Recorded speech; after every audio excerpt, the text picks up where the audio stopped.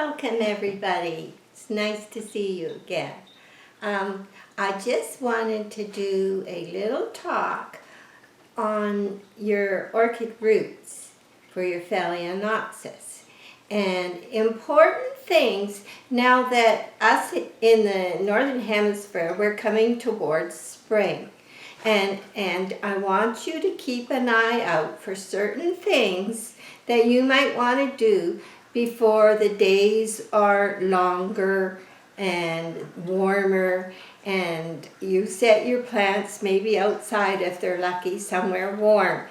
And they're going to spend their summer there, and things you should watch for to do before you do that. So one thing is the roots. When you water your orchid, have you noticed anything unusual about your orchid? Like I have noticed now, this orchid here, which is about to bloom, was one that last summer it only had 2 leaves, and I thought I was going to lose it.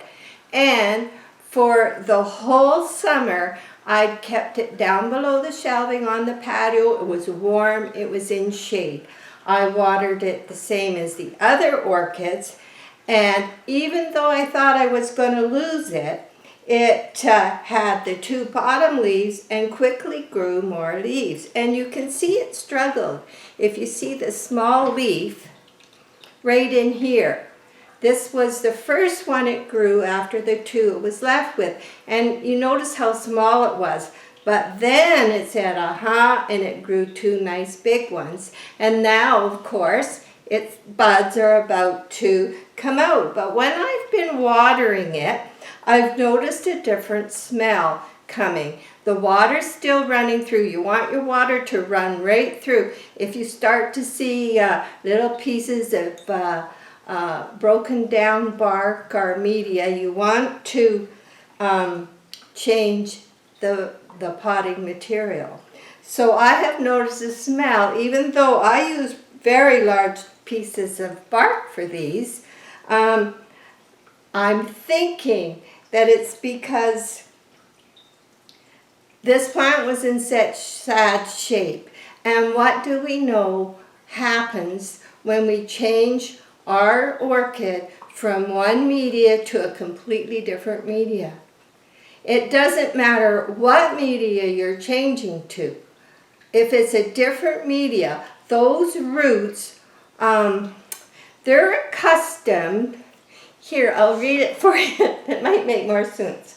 A root cell, once growing, is apparently locked into the configuration that was appropriate at the time it grew, and cannot change to adapt to its environment if you change the environment. So, new cells must grow that are attuned to the new environment.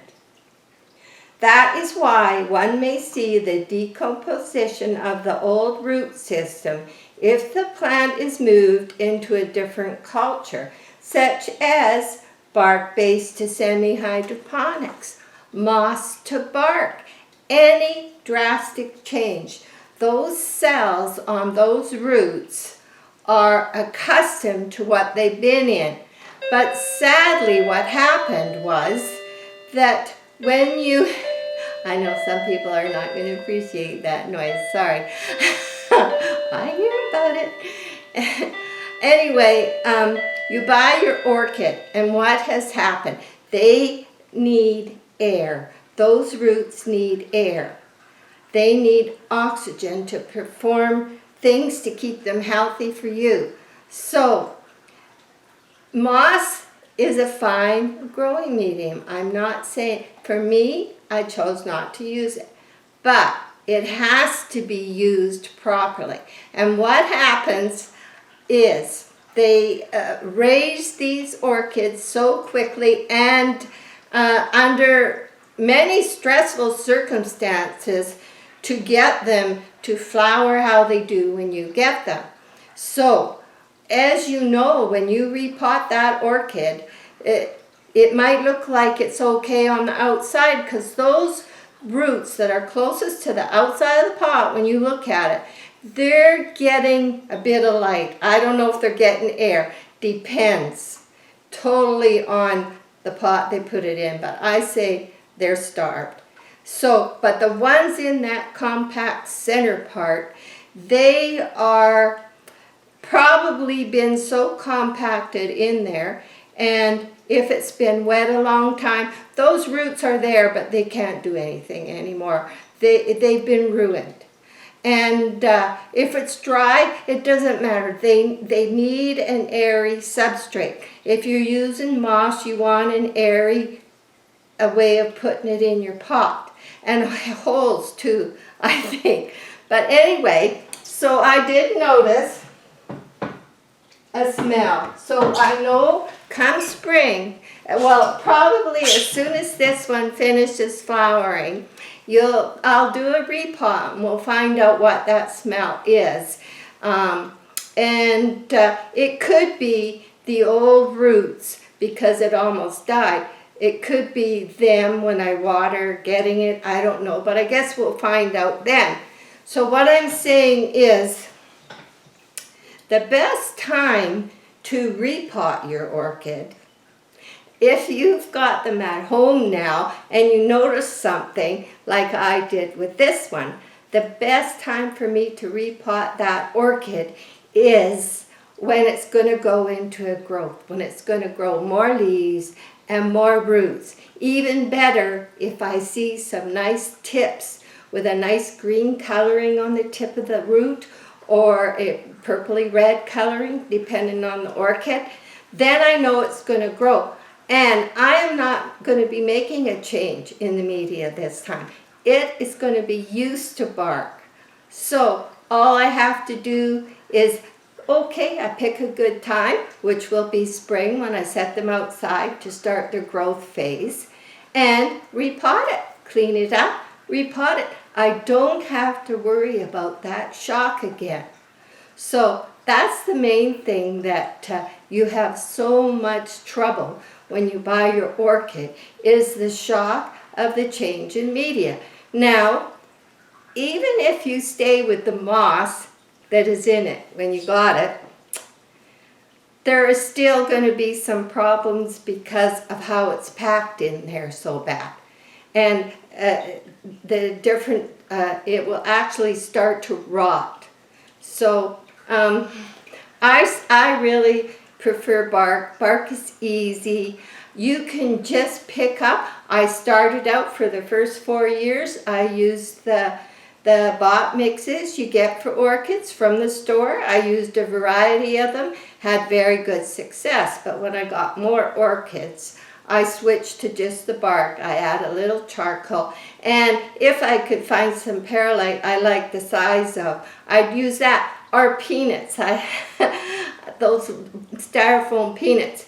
But the more, say with the orchids with the larger roots, the larger your medium, and the more uniform in size will allow air to get in there. So that's why they quite often say, like, you water once a week in the winter or maybe twice in the summer. And they say because you want it to almost dry out completely, and it won't hurt. Orchid roots that are raised in bark are stronger and hardier than those raised in moss, and they can take a little bit of drying out, and that's one thing I like.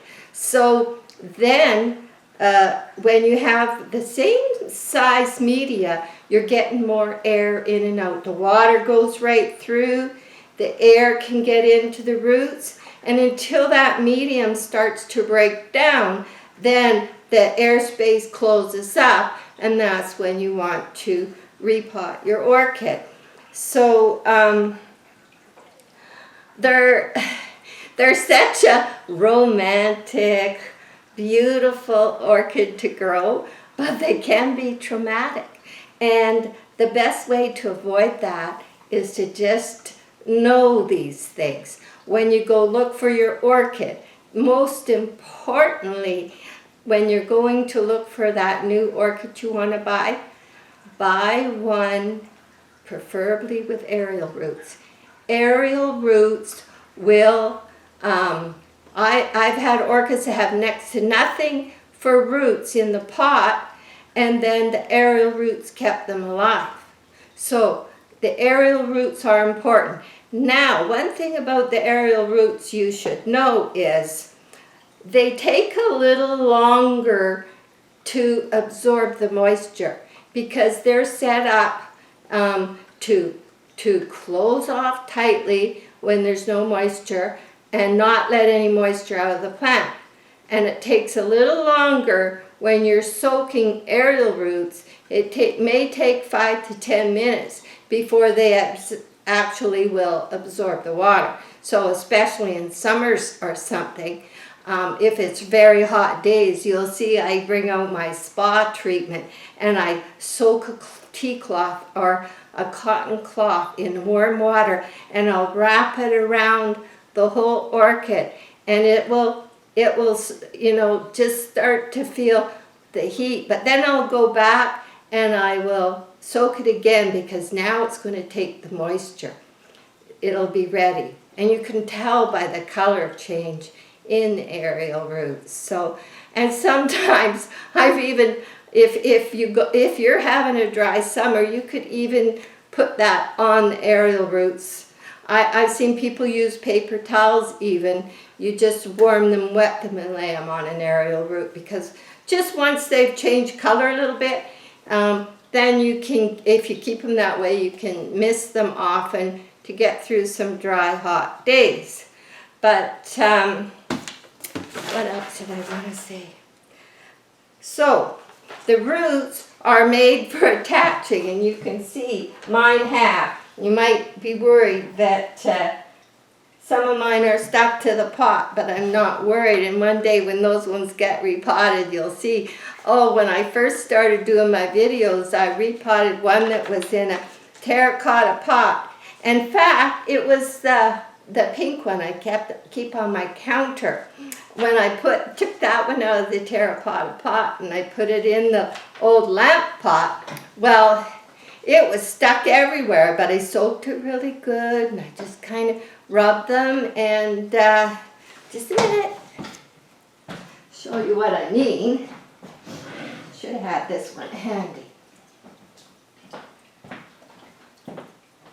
So this was one of my first orchids, and it was in a terracotta pot with slits in it. And it had been in there a couple years. I had to repot it, and I put it in another pot, and then it came into this pot. So I'm not worried about it. And also with the bark, it's very easily, if your orchid is really stuck to your pot, you can just turn it upside down and shake them all out and then drop some more in. Because the secret is the air anyway. The moisture, the bark will hold some moisture after a couple months, and that is good until it starts to break down. So, photosynthesis, there's a lot about that, and why people use clear pots is because they believe Phalaenopsis can photosynthesize with the roots. And there's a lot of controversy around that subject, and yes, they can photosynthesize, but how much are they delivering actually to the plant? Because I don't have any clear pots, and I've got the leaves. They're doing their job. The aerial roots are doing their job, and I have pretty large holes in most of my pots, and believe it or not, the light gets in there, and even the aerial roots find their way out those holes. So I get lots of photosynthesis. It's not so much that you're going to harm your plant if you don't have it in a clear pot. So that is another thing. And let's see. Roots growing Yeah, this was an article I found where it says, yes, roots grown in coarse medium tend to be harder and resistant to drying, unlike the soft roots found in sphagnum moss, peat, or other water retentive mixtures. New roots will grow when there's a will die off when there's a drastic medium change, and patience is the key. And this is something I see a lot and I hear a lot about, is because you've got your orchid, you've repotted into a different media. Now, say 2 months from when you repot it, you check it out. Oh, no, the bark is killing my orchid. The roots have died. No, the bark isn't killing the orchids. The only thing you have to watch for so you don't kill your orchid is overwatering. And you can do that easily. Watering day, just check see if your roots are, just take out some of the media, check, have a look at your roots. Are they really, really dry? Then maybe you could add a little more water in between if it's a small pot. Or if they're still damp, then you know you can extend and not water yet. And it's just a matter of patience and you getting to know your orchid and what works for you in your environment. And once you've done that, that's a very big secret to your success. And we're enjoying that because almost all of them are in bloom here. And it's a nice sunny day out there and it's cold. So the roots are important, but I don't want you to it's kind of like over mother your orchid. It takes time and a little patience, so that you don't say, oh, the bark is drying out, it's killing my orchid, I'm switching to this. And then you look, and, oh my goodness, no, I'm switching to that. And I read a whole bunch of studies where they put orchids in different media. That was a change, and it took up to 2 years. And then after that, it didn't make any difference what medium those orchids were in. They were all growing good. But that change in media can make the big difference. Now, if you're lucky and you live in a place where you can go buy a Phalaenopsis in bark, I would say that is awesome because you won't have that drastic change. There could be little problems, but you won't have that drastic change. Now, some people like a little bit of moss because they live in very arid places and their pots are drying out too quickly, and that is a good idea. It also is a bit of a crutch, and I didn't use it, but you could, that you're changing to bark, but do it on a slower basis. Oh, I know, come on. Okay, there. And so those are just a few things I wanted to say, because as spring comes now, and your orchids have slowly gone and they're finished flowering, you want to check their medium. If you can find a shelving on your patio where they're safe from critters, a nice warm spot, they like that. The warmth is going to help the roots grow, the leaves grow, and so if you can do that in your circumstances, a patio, or think of something way you can organize a patio so that you could put them out there, then they're going to grow and be healthier for it. It's a nice change for them, and they really enjoy it. And that is what we're coming into now. And once the flowers are gone, I move them out. You'll see I start to use a higher first number and last number fertilizer. And that is all over growth of the plant, and the nitrogen for the leaves and roots. So that's what we want. And that's what we want to happen, because if we want flowers, the more leaves and the more healthy roots we have, the better our flowers will be. So that's just a little talk of a few things I wanted to say. I was reading all these detailed scientific studies, and most of which I didn't understand. And there's a lot of things that I think are good that maybe I haven't done. Like if you have like I'm babying one right now. I'm going to take pictures as time goes by what I'm doing. But the little red one that Mom picked out had no aerial roots. The roots are non-existent. There's no green shoots. The leaves still look fine, but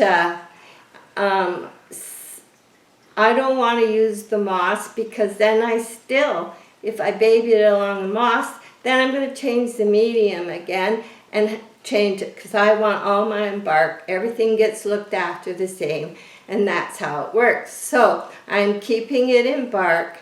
I used a little rooting hormone that I mixed up in warm water and soaked it for 10 minutes, and I put it back in the bark.